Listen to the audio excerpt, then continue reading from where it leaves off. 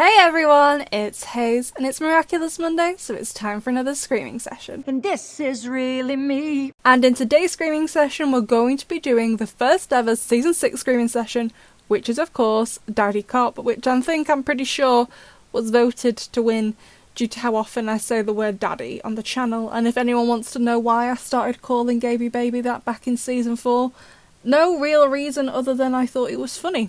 And loads of you agreed, obviously. So let's get started. However, I just have to say, while I'll be doing my usual showing screenshots from the episode and other funny little clips, I won't be showing any clips from Daddycop itself, because Miraculous Corp has really cracked down on clips being shown. I don't know why. I only use teeny tiny clips. I don't, re-upload the full episode like other people. But like last week when I did my Zoe theory video, I had major issues. In the video there was meant to be the ending scene from Daddycop between Zoe and Ray, then also the scene on the boat of Zoe from Soul Crusher, but the copyright said no to both of them, not just Daddycop 1, to both of them. So I had to edit both of them out. I don't know what it's going to be like going forward, but for now, I'm not going to be able to use really any clips from the episode, so I am sorry, but sadly there isn't much I can do about it. So, Daddycop, one of my personal favourite episodes so far from this season, and not just because this episode was clearly made for me. So we open with Chloe, never thought I'd say those words again, and her cardigan is gorgeous, but of course she's drinking tea because she's in London, and that's what British people do. It's the only thing we do, apart from me, who always scours London for a half-decent milkshake whenever I'm there. But oh my god, Sabrina's relationship with her dad is the best. It's so sweet. I'd definitely go for a spin-off between them. I think, yeah, they're great. I love their relationship. Although I wouldn't give up my organs for that. Those are words to live by. Did anyone else remember when I used to say that? Not me. We go to Marinette, and to perform this cult-like ritual with Adrian, she's beheaded Tiki, talk about commitment to the bit. So Miss Hound arrives to help Marinette dissect the rest of Tiki's body, but she's in her old outfit, which does look marginally better in the new animation style, I'll give it that actually. Although I don't know how Miss Hound gets around the city other than sheer willpower. Like Ladybug, Cat Noir, Yo-Yo and Baton. Fair enough, helps with the movement. Everyone else? How? I'm confused. At school, which Kagami now apparently attends because why not, they've all brought their food for the sleepover, and I'm like, why? It's only like lunchtime, presumably. Is it not gonna go off between now and then, you idiots? Although I do respect Adrian, he just goes with whatever crazy thing Marinette is planning. I'd be so confused if I had a boyfriend like this, and he just... Adrian's great, he knows how to handle it. I'd be so out of my depth, he just goes with it. Although he must be so confused though. Like, he goes with it, but he has no real idea what's going on. He's just like, you know what? Crazier things have happened. I'll just let it carry on. So back to Sabrina. Zoe is like, is everything okay, Sabrina? And I'm like, yeah, she's fine. She's just crying in the cafeteria because she's in a really good mood. Oh my god, I do love Zoe in this episode, but to be fair to myself, I've never been a Zoe hater. I've always thought she's great. She is a bit two-dimensional, although this episode has put her in a bit of a different light by the end. I've always liked her. She's boring, but I like her. So after Adrian slightly upsets Marinette for offering a reasonable explanation for saying no to the date night, we get further confirmation that the hamster will be called Marinette. When will this torture end? What does that mean? We move to the girls in the lab, and I'm sure my head moderator Edward would appreciate me telling everyone that none of the girls should be wearing safety goggles, because those are, and I don't know how to pronounce this word or really understand what it means, but those are oscilloscopes, not how you say it, and multimeters on the table, meaning they're doing circuitry, so you don't need glasses because electricity isn't going to get in your eyes. But I don't know what any of that really means. Thought you ought to know. Although Zoe seems to know because she's about to punch them all. So she floats the idea about Sabrina, and I do respect Milen and Kagami just being absolutely like, no, forget that. They don't try and beat around the bush like Alia and Julia could do, they're just like, no. Forget it.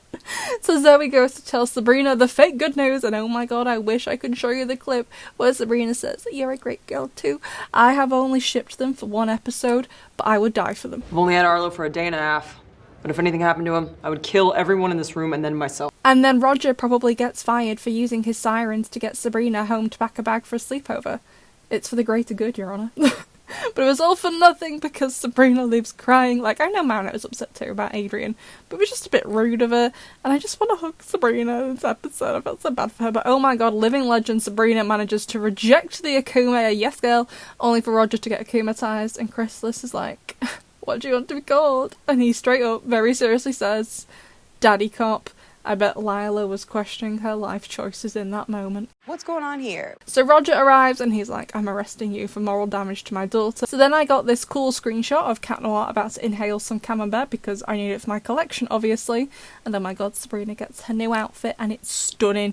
It's gone from something I'd burn to something I'd wear myself. It's great. One of the best outfits in the show. Amazing. Spectacular, never the same, totally unique, completely not ever been done before. Miss Hound calls Max, and I hope the horse Miraculous has adjusted to whatever his eyes need to see, since he seems to be wearing those glasses full time now, and if it didn't, that would be hilarious.